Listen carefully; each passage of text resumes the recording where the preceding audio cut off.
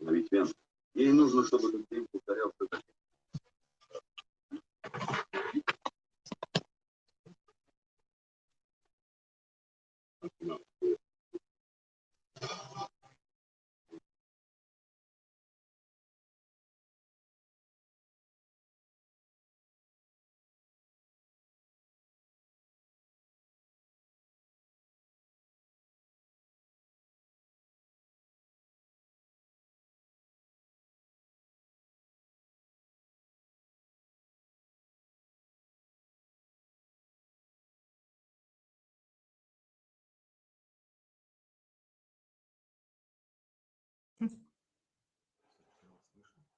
Можно, да? Доброе утро, коллеги. Просим прощения, у нас затянулось мероприятие, поэтому не смогли вовремя подключиться. Начнем, да? Сегодня я вас... Могу уже...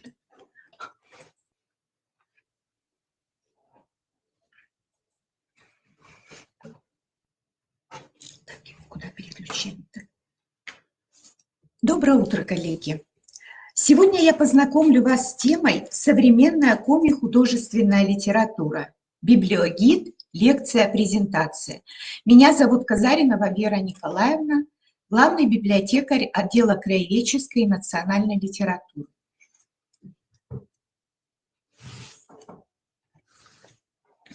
Сегодня, значит, я познакомлю вас с темой «Современная коми-художественная литература». Коми-литература, как письменное художественное творчество на коми-языке, возникла в первой половине XIX века. В новейшей коми-прозе особое место занимают малые формы. Как отмечает известный литературовед Татьяна Леонидовна Кузнецова, при исследовании малой формы выражается лик времени, выявляются особенности переживания современников, его очень непростых отношений с миром.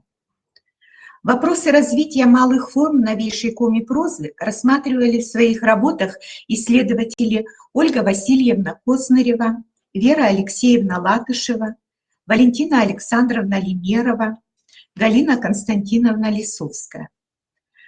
К малым формам коми-прозы относятся прежде всего миниатюры.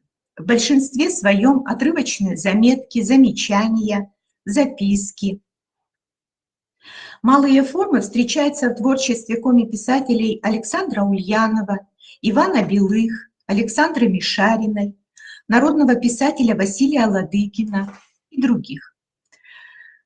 Рассказы, как самый популярный жанр, пишут Алексей Вурдов, Олег Гуляшев, Александр Шебырев, Елена Афанасьева, Иван Нагиев, Алексей Полугрудов и много других талантливых авторов. В 90-х годах XX века в коми-литературу уверенно вошли коми-поэты Михаил Елькин, Евгений Козлов, Вячеслав Бабин, Эдуард Тимушев, Александр Лужиков. В 2000-х годах заявили о себе как о ярких индивидуальностях поэты Нина Обрезкова, Алена Ельцова, Анжелика Елфимова.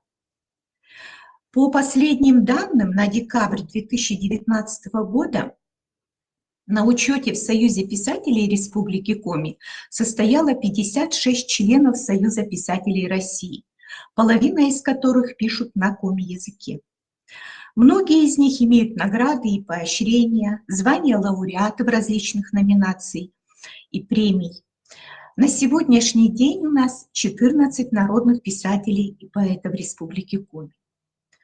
Как известно, все писатели и поэты начинали развивать свое творчество в литературных кружках или литературных объединениях, которые организованы в городах и районах нашей республики.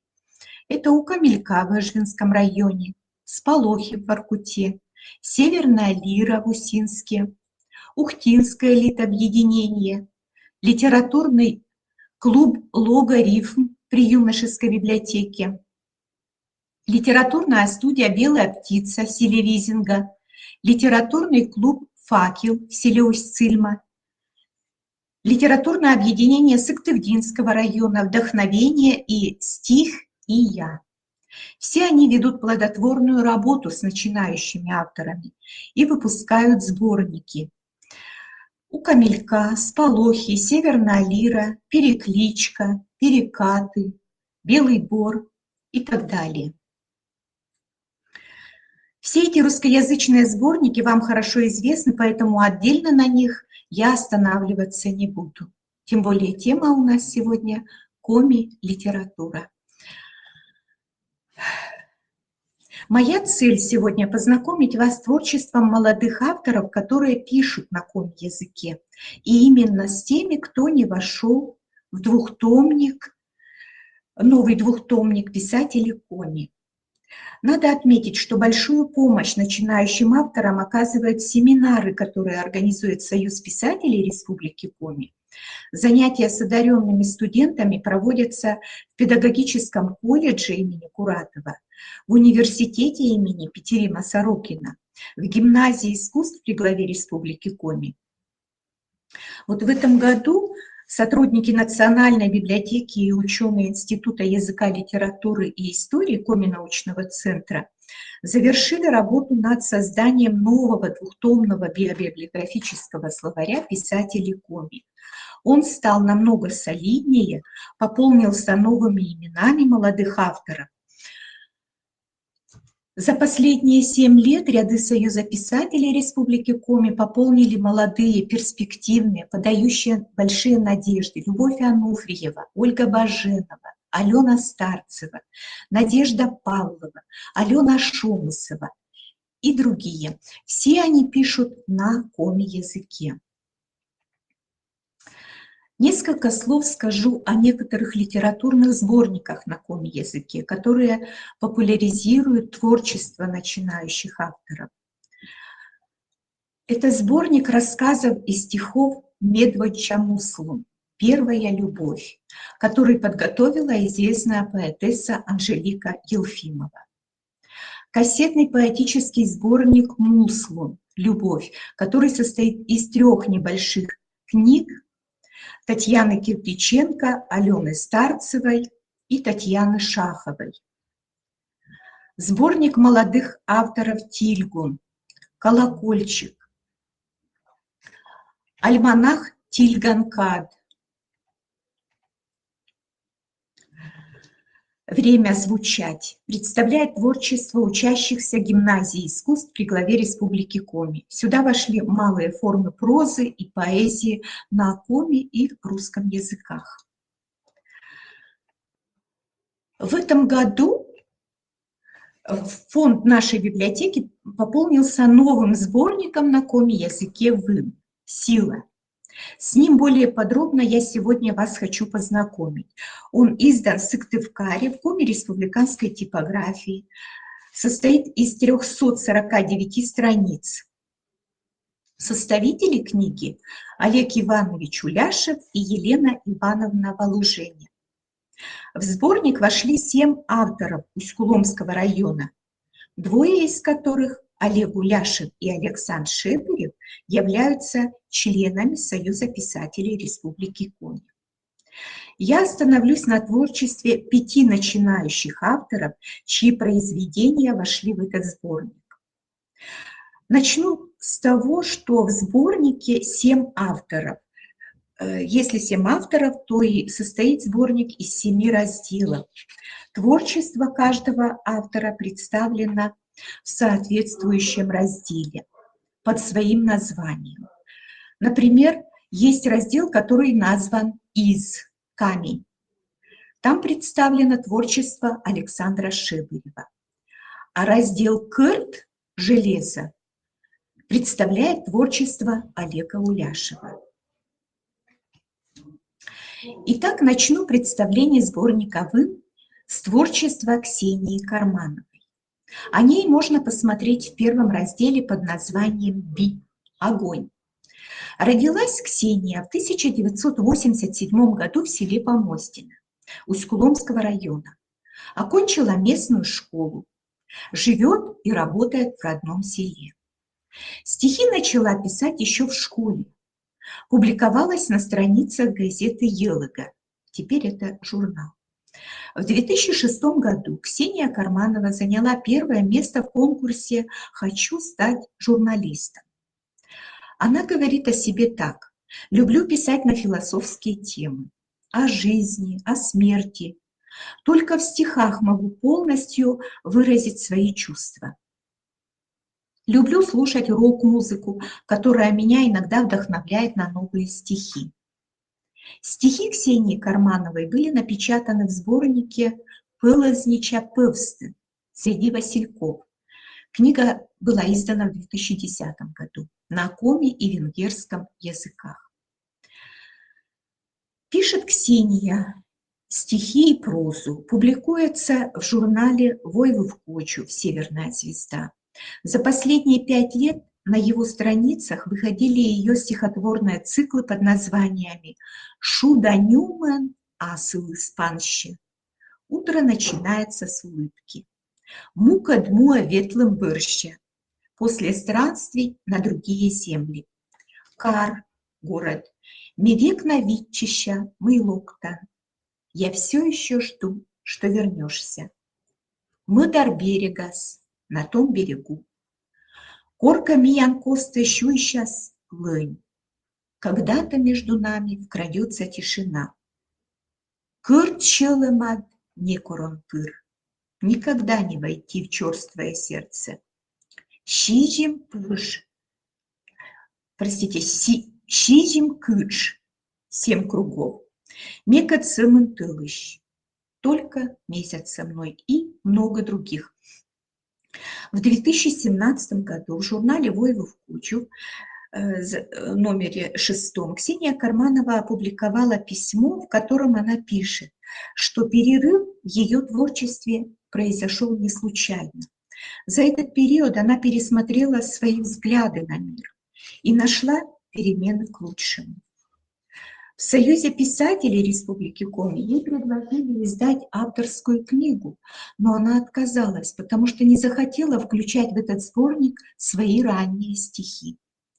Ксения удивляется, почему она писала тогда о безвыходной ситуации. А теперь она осознает, что ведь и у слова есть сила, и незачем вводить в заблуждение читателя. Нужно верить в лучшее. Перемены в ее творчестве заметили также и составители сборника «Вын». По словам Олега Уляшева и Елены Волужени, Ксения раскрылась совершенно с новой стороны. В коми-поэзии она соединила силу и ритм Владимира Маяковского с эмоциональностью и драматизмом Анны Ахматовой. Первая среди коми-поэтесс Ксения внесла образ женщины, которая, преодолевая трудности, сама себе пробивает дорогу. К примеру, в стихотворении «Мыдар берега скыканвуча» «Ме да вуджер» «Вдвоем переправимся мы на тот берег, я и тень». Она рассказывает о женщине в лодке, тень которой плывет по речной воде. Тень непослушная. В лучах солнца она увеличивается в 2 раза. А вот и тот берег, на котором женщину никто не встретит, и никто не подаст ей руки. Никто не поможет привязать лодку к берегу и даже не поругает ее за украденную лодку. Или взять еще вот такое стихотворение.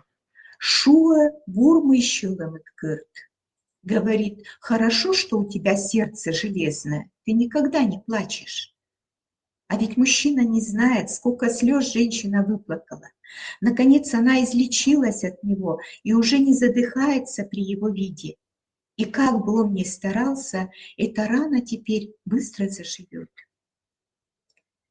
В небольшом стихотворении под названием «Менам Шонга и Чикнадоновтен» «Мое солнце еще не раскалилось» чувства автора сравниваются такими эпитетами, как «нераскаленное солнце», «черное небо без грозы», «остывшее сердце», «осень без листьев», «зима без снега», «необузданное счастье», «недописанные и непрочитанные лучшие стихи». Следующий автор из этого сборника представлен в разделе «Вода». Это Клавдия Косеева в девичестве Игнатова. Родилась она в селе Помоздино Усть-Куломского района в 1988 году. Окончила Помоздинскую среднюю школу, затем Сыктывкарский государственный университет по специальности экология. Работает преподавателем в семейной школе. Любит читать, фотографировать. Писать начала со школы. Какое-то время прерывалась. 4 года назад она возобновила свою писательскую деятельность. Пишет на русском и коми-языках. Как отмечают составители сборника Олег Гуляшев и Елена Волуженина, Клавдия Косеева появилась внезапно и внесла совсем новое направление в коми-литературе – метамодернизм или новая искренность. Творчество Клавдии Косеевой представлено такими стихотворениями, как «Шир кывдекаты», «Мышь плывет по реке вниз и вверх», «Черновик енка черни», «Черновик разговор с Богом», «Калини колебач радуга», «Тиамеален эм утию». У нас с тобой есть общая река. «Кыкан кыканы», двое кукуют. «Помозденлы», селу Помоздино. «Кадыс бытте сына до сылы». Время словно в воздухе тает. А корывла сланьтас, а когда погода утихнет. Метаные гадчевлы и ктыдлы, я тебя не видела, не знала. Ты, зима и другие. Пишет Клавдия и рассказы.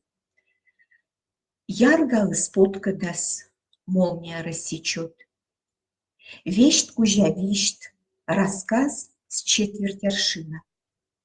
По словам составителей сборника, корни поэзии этого автора берут начало с неба, а затем своими ростками спускаются на землю, к народу. Древние люди, усопшие, поэт их называет пыштамаес, безлодочные, выходят навстречу жителям, разговаривают с ними, оказывают им помощь. Взять, к примеру, стихотворение Клавдии Косеевой «Кычешулысны пырыщьёз». Как говорили в старину, все в жизни идет планомерно, своим чередом. Если это охотник, то он обязательно подстрелит пару рябчиков. Если человек что-то ищет, то обязательно найдет, а в поиске ему будут сопутствовать широкая дорога и хорошая погода. Стихи Клавдии Косеевой опубликованы на страницах журналов «Арт», «Подъем». В журнале «Войву в Кочу» за 22 год номер 3 опубликован стихотворный цикл «Сымын пыжнымыз бырьям ашным». Сами выбираем себе лодку. И стихотворный цикл «Пуяс вужьящены енышас». И на небесах деревья пускают корни. Вот такая Клавдия Косеева. Следующая часть сборника названа «Му» – «Земля». Она знакомит с творчеством Елены Игнатовой. Родилась Елена в деревне Скородом Усть-Куломского района. Пишет со школьной скамьи.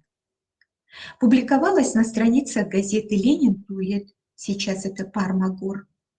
Раньше Елена стихи писала силлабо-тоническим стихосложением, что в переводе с греческого означает слог, ударение. При способе силлабо-тонического стихосложения ударные и безударные слоги чередуются в определенном порядке. Составители сборника отмечают, что Елена в этой книге предстает перед читателем в новом жанре, который нельзя назвать ни поэзией, ни прозой. По форме это не верлибр и не свободник. Этот жанр автор излагает в форме плача, причитания, заклинания, заговора от сглаза. Эти знания Елена переняла от мамы и бабушки. Для примера возьмем небольшой рассказ Елены Игнатовой «Олан. Жизнь». Написала она его, описывая события в форме причитания. В переводе это примерно звучит так. «О жизнь, ты жизнь, подаренная Богом, поклон до земли Богу за светлую полосу в моей жизни. Спасибо родителям, подарившим мне жизнь. Спасибо за жизнь, которая прожита, что пройдено много дорог разных. Некоторые из них проходят через болото, иные дороги ведут по грязи, и несмотря на то, что ты идешь в сапогах, все равно зачерпнешь воды». Публикуется Елена и на страницах журнала «Войву в Коджу».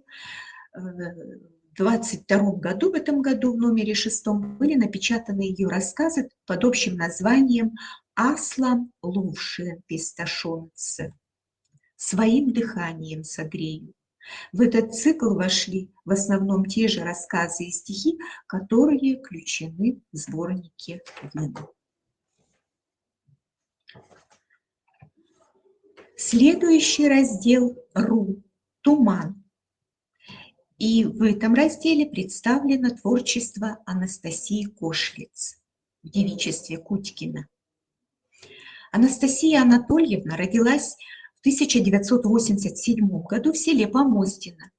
Детство ее прошло в селах Вольтино и Сордью, которые находятся недалеко от Помостина. Окончила Анастасия Помостинскую среднюю школу, Коми-государственный педагогический институт, факультет филологии и культурологии. Позже выучилась на психолога.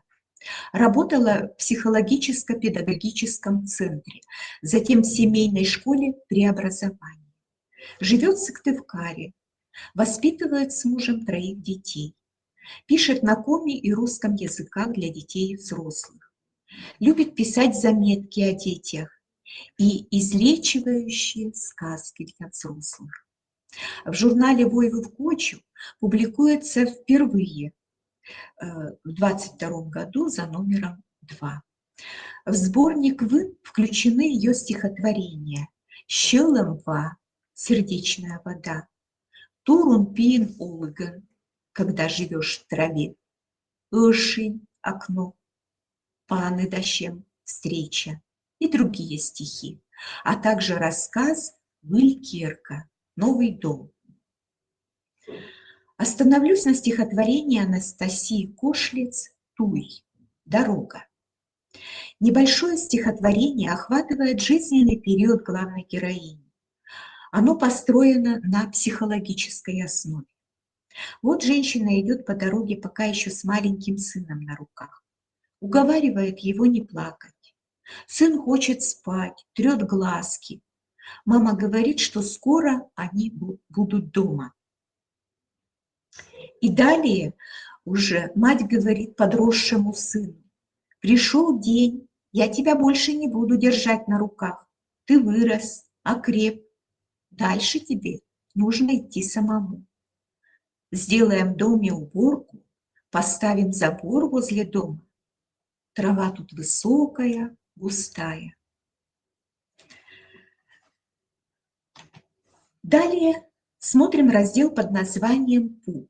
Дерево», в котором представлено творчество Анны Кучевой.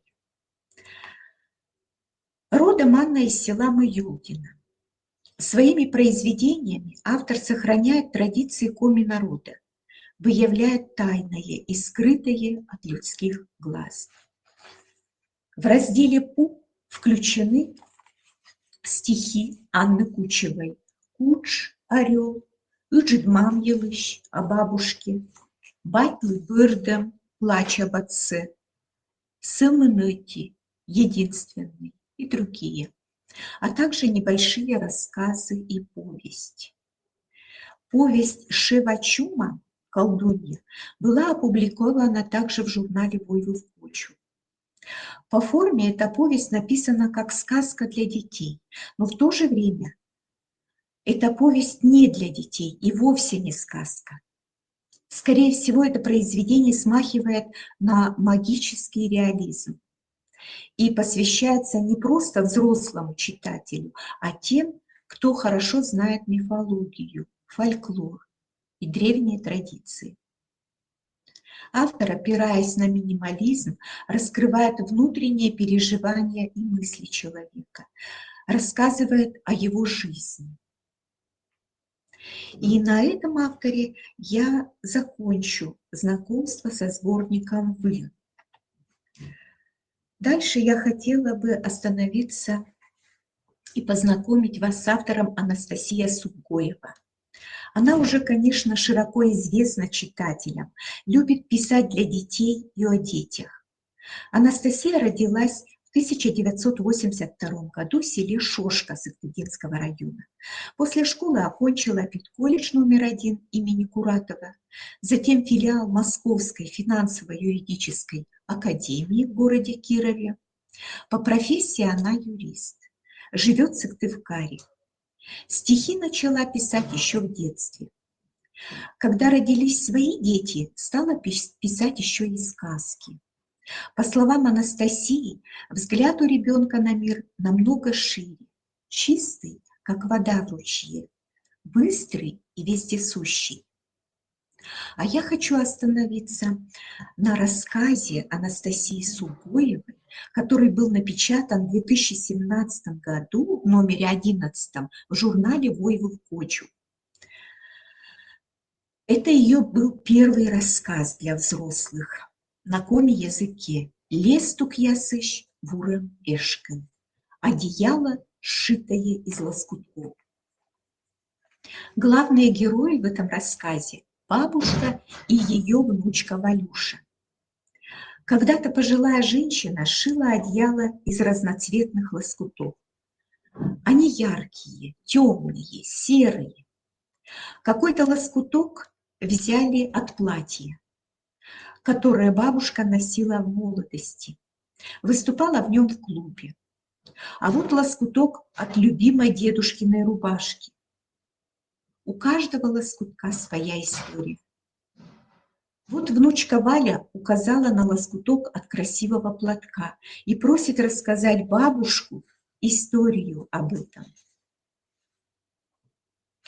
Этот платок подарил ей в молодости нездешний молодой человек. Они любили друг друга, хотели быть вместе. Но вдруг парень внезапно исчезает. Девушка не знала, что и думать. Ждала его. А через полгода местный парень сделал ей предложение руки и сердца. И она согласилась выйти за него замуж. А спустя 2 дня после помолвки объявился несостоявшийся жених и объяснил свое исчезновение. Сказал, что поехал на похороны матери.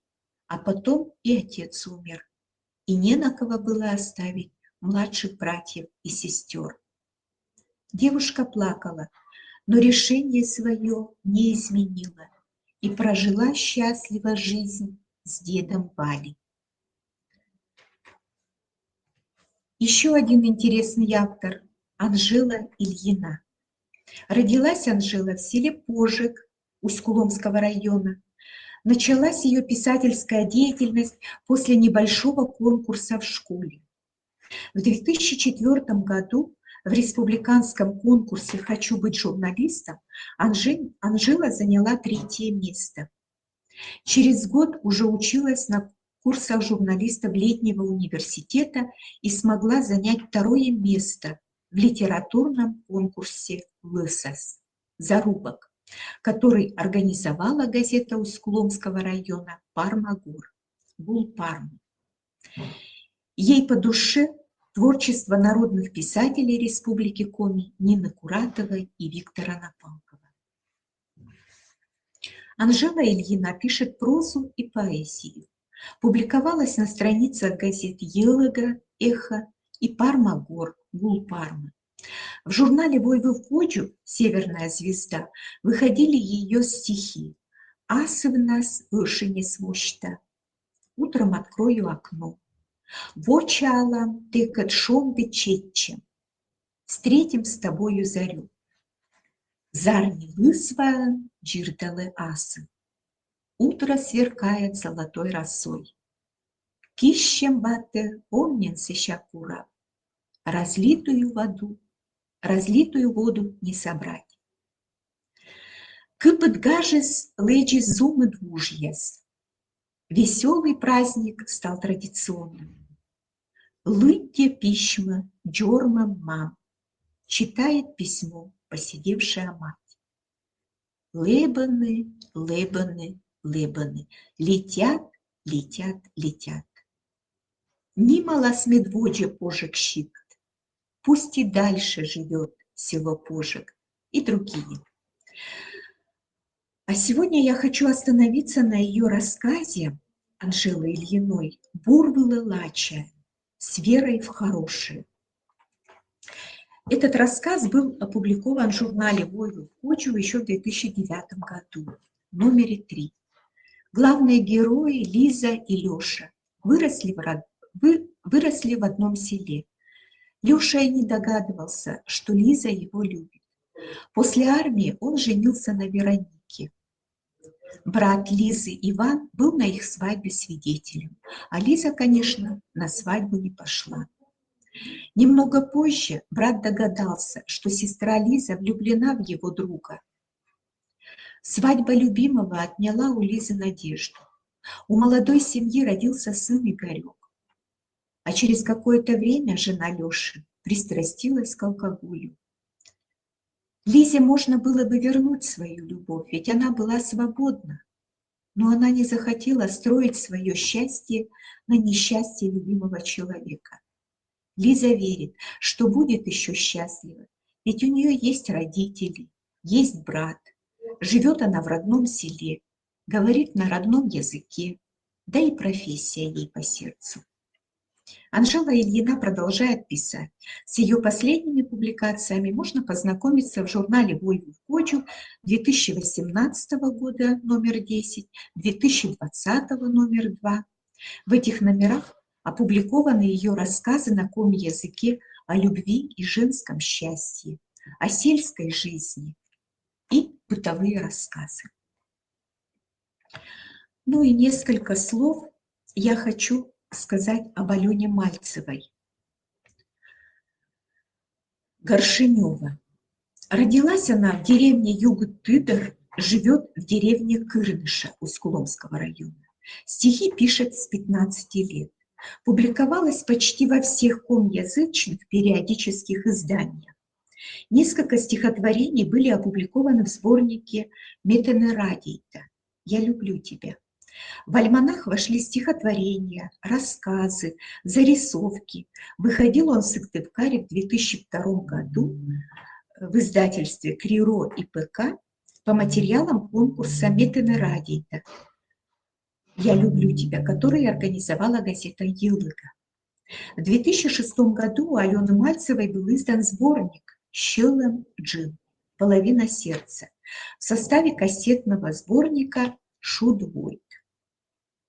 Капелька счастья». Под одной обложкой были изданы 4 книги еще 3 поэтесс: Людмилы Втюриной «Шон Диас. Теплые острова», Надежды Павловой «Шон Биасы. Солнечного утра» и Анастасии Шомысовой «Зерен-бырен. После дождя». О них я рассказывать не буду. Все они являются, все эти авторы, членами Союза писателей Республики Коми, и с их творчеством знакомит новый двухтомный биобиблиографический словарь писателей Коми. В своих стихах Алена Мальцева пишет о природе, о любви, о малой родине, о событиях, которые происходят в жизни. Ее стихи наполнены добротой, верой в хорошее. В них чувствуется боль сердца. И еще один автор – Татьяна Югова. Родилась Татьяна в селе Прокопьевка Прилузского района в 1985 году, окончила Сыктывкарский государственный университет имени Петерима Сорокина. Творчество Татьяны Юговой представлено рассказами, сказками, миниатюрами на коми-языке. Пробует она себя и в поэзии. Публикуется Татьяна на страницах республиканской газеты «Комиму», журнала «Войвов Кочу», «Северная звезда», «Бикинь», «Искорка», «Елага», «Эхо», «Радуга», «Чушканзы». Переводит русскую классику и произведения финно-угорских авторов на коми-язык. Стихи Татьяны Юговой переводил Попов Андрей Гельевич. Они есть также в рукописи и хранятся в Национальной библиотеке в секторе редкой книги. А также в секторе депозитарного хранения есть электронный ресурс с ее стихами на диске на CD-ROM. Можно и дальше продолжать перечислять новые имена, которые занимаются издательской деятельностью, но за отведенное время невозможно охватить всех. У нас очень много молодых, подающих надежды коми-авторов, которые много публикуются, имеют авторские книги, являются членами Союза писателей Республики Коми. Об их творчестве вы можете прочитать на русском языке в различных источниках, в том числе в биобиблиографическом словаре писателей Коми. Поэтому на них я сегодня и не остановилась. Спасибо за внимание. Если есть вопросы, я на них отвечу.